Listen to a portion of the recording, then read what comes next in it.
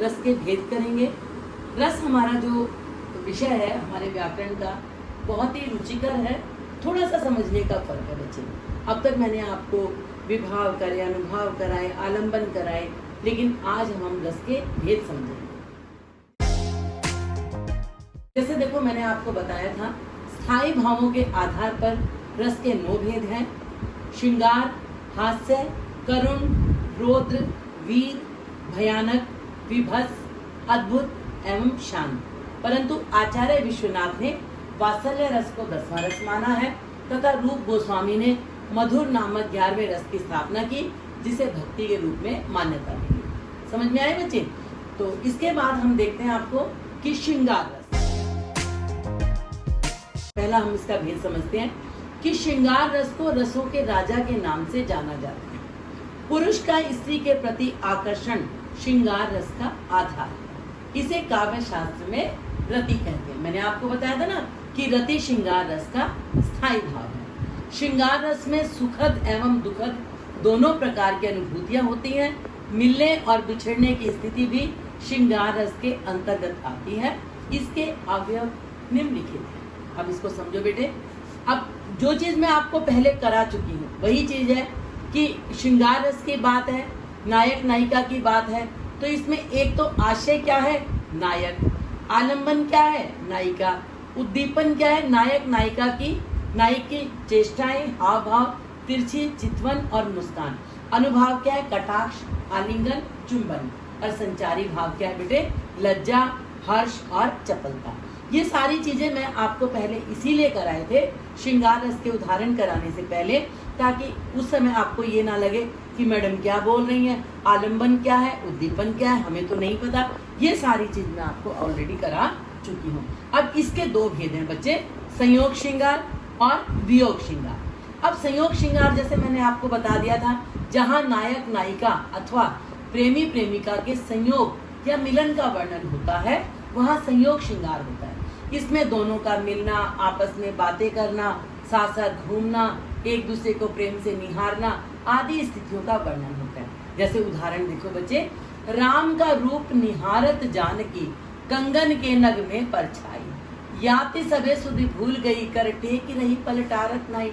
अब यहाँ पर क्या है कि सीता जी श्री राम के सौंदर्य से मुग्ध होकर लज्जावश उनकी ओर सीधे ना देखकर अपनी बाजुओं में पहने हुए कंगन के नग में उनकी परछाई देख रही है। कहीं श्री राम का सुंदर रूप उनकी आंखों से ओझल ना हो जाए, इसलिए वे अपनी बाजू को बिना हिलाए डिलाए खड़ी है और सुध-बुध खोकर एक टक कंगन में श्री राम के प्रतिबिंब को देख रही है। ये हमारे श्रृंगार रस का उदाहरण है। श्रृंगार रस के बाद बच्चे इसमें हमारा अगला है, मैं आपको समझाती हूँ। इसमें स्थायी भाव क्या है, रति, आशय क्या है, सीता, आलंबन क्या है, राम, उद्दीपन क्या है, कंगन में लगे नग, अनुभाव क्या है, सुध-बुध खोना, संचारी भाव क्या है, हर्ष और उत्सुकता। इसी का उदाहरण देखो, कहत नटत रीझत खिलत, मिलत खिलत लजियात, भरे भोन में करत है नैनन ही सो बात। अब बच्चे ये उदाहरण समझने के बाद इसका मूल भाव अगर आपको समझ में आ जाता है तो आपको ये क्लियर हो जाएगा कि रस कौन सा है। अब मुझसे आप अगर इसमें बात करेंगे तो मैं तो पढ़ते ही कहूंगी कि बच्चे इसमें हमारा श्रृंगार रस है।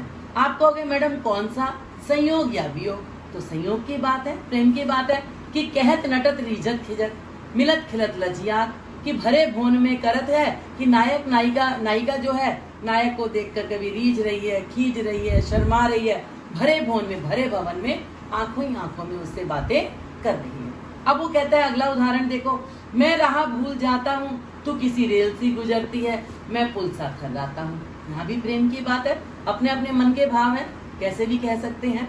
अब अगला उदाहरण देखो, ये रेशमी जुल्फे, ये शरबती आंखें, इन्हें देखकर जी रहे हैं सभी। अब ये एक फिल्म का गाना है, उसकी लाइनें हैं, लेकिन क्या है, प्रेम की बात है, तो श्रृंगार रस है। अगला उदाहरण देखो, है कनक सा रंग उसका सुर्ख फूलों से अदर, देख सूरत पिया की भूल जाऊं मैं डगर। अपने अपने मन के भाव प्रकट करने की चीज है, तो उदाहरण देखने से समझ में आ जाता है कि श्रृंगार रस का है।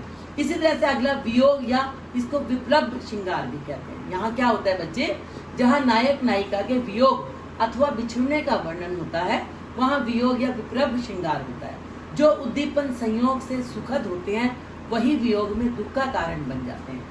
संयोग के क्षणों की स्मृति कष्ट को उद्दीप्त करती है। अब जैसे हम कहते हैं ना, निस दिन बरसत नयन हमारे, सदा रहत पावस ऋतु हम पे जबते शाम सिधारे। अब पावस ऋतु कैसे किसे कहते हैं बेटे? वर्षा ऋतु को। कि यहाँ गोपियां श्री कृष्ण के विरह में व्याकुल होकर उद्धव से कह रही हैं कि श्री कृष्ण के वियोग में हमारी आंखों से दिन रात आंसू बहते रहते हैं। जब से श्री कृष्ण हमें छोड़कर चले गए हैं, हम पर सदा पावस ऋतु रहती है, अर्थात हम सदा रोती रहती हैं। अतः यहाँ पर वियोग श्रृंगार है। अब इसमें देखो बच्चे, स्थायी भाव तो वही रहेगा रति, आशय क्या है? गोपियां, आलम्बन यानी कि विषय क्या है? श्री कृष्ण, उद्दीपन क्या है? पावस ऋतु, अनुभाव क्या है? गोपियों का आंसू बहना, संचारी भाव क्या है? विषाद। इसी से बच्चे आगे मैं आपको समझाती हूँ, इसी के उदाहरण और देखो। अब जब सीता को अब यहाँ देखो, यहाँ गोपियां कृष्ण के विरह में व्याकुल होकर कह रही हैं कि मधुबन तुम हरे भरे क्यों हो। अब वो स्थायी भाव क्या है? रति, मधुबन तुम कत रहत हरे, विरह वियोग संस्थान सुंदर के डाढ़े क्यों ना जरे। अब यहाँ पर गोपियां क्या कह रही हैं कि तुम मधुबन हरे भरे क्यों, हे बाग तुम हरे भरे क्यों हो, तुम श्री कृष्ण के वियोग में खड़े खड़े जल क्यों नहीं गए। बात वही आ रही है बच्चे, स्थायी भाव रति, आशय राधा, विषय या आलंबन श्री कृष्ण, उद्दीपन मधुबन की सुंदर वाटिका, अनुभव आक्रोश भरा प्रलाप, गुस्से में रोना, असंचारी भाव उग्रता, मोह, चिंता, विषाद। अब इसी का अन्य उदाहरण देखो बच्चे। उदाहरण में समझो, हे खग मृग के मधुकर श्रेणी, तुम देखी सीता मृग नैनी। अब इसमें क्या कहने है कि वो विरह का भाव है। जब सीता को रावण हरण करके ले जाता है, उस समय श्री राम विलाप कर रहे हैं, तो यहाँ पर वियोग श्रृंगार है। तू बिछड़न कहती है, बिछड़े तो जी ना पाएंगे। अब नायक नायिका से कह रहा है, तू बिछड़ने को कहती है, हम तो तुमसे बिछड़कर जी ना पाएंगे। अब अगला उदाहरण देखो, कुछ दिन ऐसे ही थे जब हम मिले थे, चमन में नहीं फूल दिल में खिले थे। अब यहाँ पर विरह की बात है। टूट गया है दर्पण मेरा, कैसे देखूं सूरत अपनी, छवि के भी हो जाते टुकड़े, ऐसी पड़ी दरार। तो बच्चे, मैंने आपको ये जो श्रृंगार रस के उदाहरण बताए हैं, इनमें वियोग और संयोग दोनों समझाए हैं। आज मैंने आपको एक ही रस कराया है, कल मैं आपको हास्य रस के साथ अपनी वीडियो स्टार्ट करूंगी। और आज का जो काम दिया गया आपने सारा ही करना है। और आज के लिए इतना ही, कल फिर आपसे मिलते हैं नई वीडियो के साथ।